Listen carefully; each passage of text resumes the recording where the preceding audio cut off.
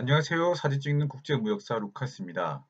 선적 서류인 인보이스와 패킹리스트를 작성한 후 그 다음 단계는 무엇이 있는지 알려드리고자 합니다. 먼저 프로세스를 간략하게 설명하겠습니다.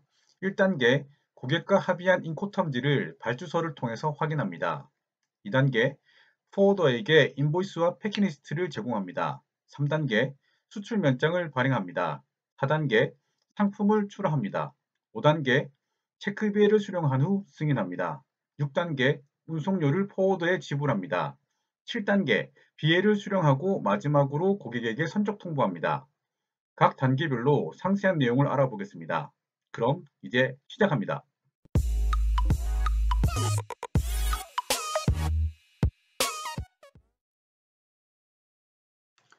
인코텀지 확인하기입니다. 인코텀지에 대한 상세한 설명은 우측 상단에 링크를 걸어 두겠습니다. 참고하시기 바랍니다. 견적을 낼 때, 발주서를 수령했을 때, 선적 서류를 작성하기 전에 인코텀지를 확인하는 습관을 가지는 것이 좋습니다. 인코텀지에 따라서 포워더를 누가 선택하고 내륙 운송은 어떻게 해야 할지를 결정하기 때문입니다. 만약 고객과 합의한 조건이 E 또는 F 조건이라면 포워더에 대한 선택권은 수입상에게 있습니다. 선적 서류를 준비하기 전 수입상에게 미리 연락을 취해 포워더에 대한 정보를 확인하고 연락처를 수령해야 합니다. 일반적으로 포워더들은 국내의 지사 또는 파트너사를 보유하고 있으므로 이에 대한 정보를 수령하시기 바랍니다. 고객과 합의된 조건이 C 또는 D 조건인 경우에는 수출상이 포워더를 지정합니다. 수입상과 합의한 목적지까지의 운송료, 보험료 등을 수출상이 지불해야 하기 때문입니다. 수출상이 지정한 포워더가 수입국에서 업무 처리를 잘 못하는 경우, 수입상이 선적품을 추적하기 어려운 경우, 수입상이 지정한 물류 파트너사와 협업이 어려운 경우 등 수입상이 불편함을 느끼는 경우 포워더를 변경해 줄 것을 요청할 수 있습니다. 이런 경우 수입상이 지정한 포워더와 현 포워더 간의 비용적인 부분을 검토한 후 합리적이라면 수입상의 포워더로 변경할 수 있고 합리적이지 않다면 인코텀즈 조건을 E 또는 F 조건으로 변경해 줄 것을 요청할 수 있습니다. 포워더가 정해졌으면 인보이스와 패킹 리스트를 포워더에게 제공하여 부킹을 진행합니다. 포워더는 선적 서류와 운송 방법에 따라 배슬명 또는 플라이명, 입고지 정보 및 담당자 연락처, 서류 마감일자, 카고 마감일자, 선적일자, 도착일자 등의 정보를 수집하여 수출상에게 제공합니다. 수출상은 이 정보를 바탕으로 선적 서류 최종본을 서류 마감일 전에 제출할 수 있는지, 출하품이 일정 내에 입고지에 반입될 수 있는지 등을 검토한 후 현재 일정 또는 다음 일정으로 진행해야 할지 판단하여야 합니다. 물론 다음 일정으로 진행해야 하는 경우라면 포워더에게 다음 일정에 대한 정보를 수령한 후 수입상이 요구한 듀데이트와 비교해야 합니다. 듀데이트보다 일정이 빠르다면 문제는 없겠지만 듀데이트보다 늦다면 수입상에게 즉시 연락하여 일정의 지연을 알리고 이에 대한 승인을 받아야 합니다. 수출 몇장을 발행할 때 반드시 제공해야 되는 정보는 인보이스, 패킹 리스트, 그리고 장치장 코드입니다. 참고로 장치장 코드는 포워더가 지정한 입고지에 부여된 별도의 코드이므로 미리 확인해 두어야 합니다. 이제 본론으로 가서 수출 면장의 발행 주체도 인코텀즈 조건에 따라 달라지고 수출 빈도에 따라 수출상이 주거래 관세사를 두거나 두지 않고 비즈니스를 진행할 수 있습니다. 엑스워크 조건이거나 수출 빈도가 낮은 수출상의 경우 포워더를 통해서 면장을 발행합니다. 엑스워크 조건의 경우 수출 면장의 발행 주체가 수입상이기 때문에 포워더에 위탁하여 수출 면장을 발행하기를 권합니다. 수출상의 주거래 관세사를 통해서 수출 면장을 발행하면 수입상이 확인한 면장 발행 비용과 차이가 있을 수 있고 수출상의 관세사가 포워더에게 수출 면장 발행 비용을 청구해야 하는 불편함이 있습니다. 수출상은 포워더에게 수출 면장 발행을 위탁함으로써 업무의 효율을 높이고 수입상에게 수출 면장 발행 비용과 절차를 모두 위임할 수 있습니다. 수출 빈도가 낮은 기업은 수출 면장 발행 횟수가 적으므로 주거래 관세사를 두기 어려운 경우일 수 있습니다. 이런 경우 포워더에 위탁하여 수출 면장을 발행할 수도 있습니다. 인코텀지 조건이 F, C, D 조건인 경우에는 수출 면장 발행의 주체는 수출상입니다. 이 경우 원활한 업무 처리와 관세 환급 등의 업무를 진행해 줄 주거래 관세사를 이용하는 것이 좋습니다. 수출 빈도가 높은 기업의 경우에도 같은 이유로 주거래 관세사를 이용하시기를 권합니다. 수출 면장의 이동 경로를 간략하게 비교해 보면 포워더가 수출 면장을 발행하는 경우는 포워더와 계약된 관세사가 수출 면장을 포워더에게 제공하고 포워더가 수출상에게 수출 면장을 제공하게 됩니다. 주거래 관세사를 통해 수출 면장을 발행하면 관세사가 수출 면장을 수출상에게 제공하고 수출상은 반드시 이것을 포워더에게 제공해야 합니다. 참고로 상품이 먼저 출하된 후 수출 면장이 발행되더라도 문제는 되지 않습니다. 다만 수출 면장 발행은 서류 마감일 전에 완료되어야 합니다. 상품 출하에서 가장 중요한 것은 누가 누구의 비용으로 국내 운송을 할 것인가입니다. 엑스워크 조건의 경우 수출상은 상품만을 준비해두면 모든 것을 수입상에 진행하는 조건이므로 수출상은 수입상이 지정한 포워더가 보내온 캐리어에게 상품을 이관함으로써 의무가 종료됩니다. FCA 공장 조건의 경우 수출상의 공장에 온 캐리어의 차량에 수출상이 제품을 상차해주고 수출 면장을 발행해주면 모든 의무는 종료됩니다. 내륙 운송의 비용과 책임이 수입상에게 있기 때문에 수출상은 자신의 주거래 캐리어에 상품의 이송을 의뢰하지 않아도 됩니다.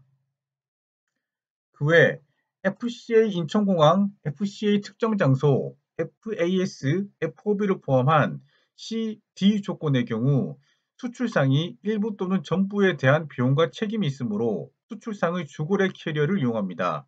물론 주거래 캐리어가 없는 경우 포워드에게 위탁할 수 있습니다.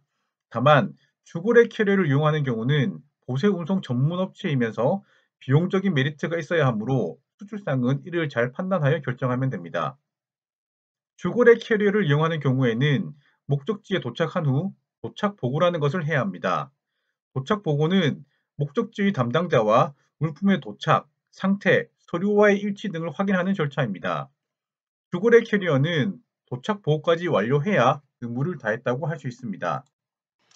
참고로 OEM 거래처 중 ASN 발행을 요구하는 경우가 있습니다. ASN은 Advanced Shipping Notification의 약자로 상품 출하 후 30분 이내에 OEM 고객사의 시스템에서 ASN을 발행해야 합니다. 발행 방법은 시스템마다 차이가 있으나 대부분의 고객들이 요구하는 공통사항은 출하 후 30분 이내 발행입니다. 참고하시기 바랍니다. 선적일이 다가오면 포워더는 체크비엘을 발행하여 수출상에게 제공합니다.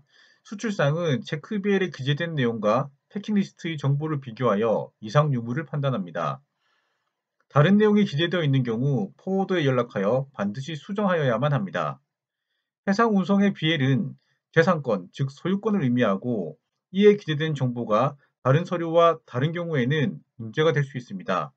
특히 LC 거래 등에서는 인수 거부 또는 지급 거부의 이유가 될 수 있습니다. 항공선적의 경우 에어웨이 베일이 발행되는데 이때는 체크 BL 절차를 뛰어넘는 경우도 있습니다.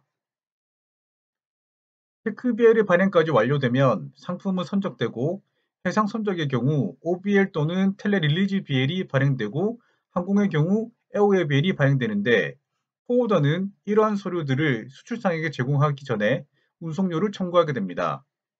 일반적으로 포워더는 인보이스를 발행하고 대금이 입금되면 세금 계산서를 영수로 발행해 줍니다. 이 경우 무역 담당자는 경리과에서 대금을 입금했는지 확인한 후 포워더에게 세금 계산서 발행을 요청해야 하므로 관리 업무가 증가합니다. 다른 방법으로는 수출상이 인보이스를 수령하여 금액을 검토한 후 이상이 없다면 포워더에게 세금 계산서를 청구로 발행해 줄 것을 요청합니다. 무역 담당자는 인보이스와 세금 계산서를 경리과에 이관하고 포워더에 비해를 제공해 줄 것을 요청할 수 있습니다. 이 절차에서는 경리팀과의 확인 절차가 빠지게 되므로 업무 효율을 개선할 수 있습니다. 포워더에 의해 비엘은 총 3가지 유형으로 발행됩니다. 해상 수출의 경우 오리지널 BL 또는 텔레 릴리지드 BL이 발행되고 항공 수출의 경우 에어웨어 BL이 발행됩니다. 먼저 오리지널 BL, 즉 OBL에 대해서 알아보겠습니다. 선작품에 대한 재산권과 소유권은 OBL을 보유한 기업의 것입니다. 그래서 OBL은 하드카피로 발행됩니다. 주로 LC, DP, DA 거래에 사용되고 수입상은 수출상이 OBL을 전달해주지 않으면 수입 통관을 진행할 수 없습니다. 텔레 릴리지드 BL은 수출상이 선작품의 소유권을 수입상에게 이관한다는 의미입니다. 주로 소프트 카피로 발행되며 수입상은 텔레 릴리지드 BL을 이메일로 받아 수입 통관을 진행할 수 있게 됩니다. 주로 TT 선지급 조건에 사용되고 TT 후지불 조건이더라도 수출상과 수입상의 신뢰가 두터운 경우 사용됩니다. 에어웨어빌은 항공 선적 시 발행되며 소유권이나 재산권에 대한 의미는 없습니다. 선적에 대한 근거 서류이기 때문에 소프트 카피로 발행됩니다. BL까지 발행되었으면 수입상에게 선적을 통보합니다. 선적을 통보할 때는 인보이스, 패킹리스트, 소프트 카피의 BL 등을 함께 이메일로 제공합니다. OBL로 진행한 업체라도 BL 사본을 보내주는 것은 문제가 되지 않습니다. 추가로 수입상에게 선적일, 예상 도착일 등 포워더로부터 받은 정보를 함께 제공합니다. 이러한 정보를 바이어뿐만 아니라 어카운팅 팀에 함께 보내줄 것을 요구하는 수입상도 있으니 이를 잘 확인하고 함께 제공해 주어야 합니다. 선적 서류, 특히 BL을 제공하는 방법에는 주의가 필요합니다. 에어웨어 빌은 선적 확인용이고 텔레 릴리지드 BL은 소유권과 재산권을 이미 수입상에게 이관하였으므로 소프트 카피를 이메일로 발송합니다. OBL은 결제 조건에 따라 다릅니다. LC, DP, DA의 경우 거래은행에 다른 원본 서류들과 함께 제출합니다. TT인 경우는 대금을 수령한 후 원본 서류들과 함께 에어메일, 즉 우편으로 발송하거나 대금 수령 후 포워더에 OBL을 반납하고 텔레 릴리지드 비율로 변경한 후 이메일로 발송할 수 있습니다. 여기까지입니다. 구독, 좋아요, 알람 설정은 언제나 큰 힘이 됩니다. 감사합니다.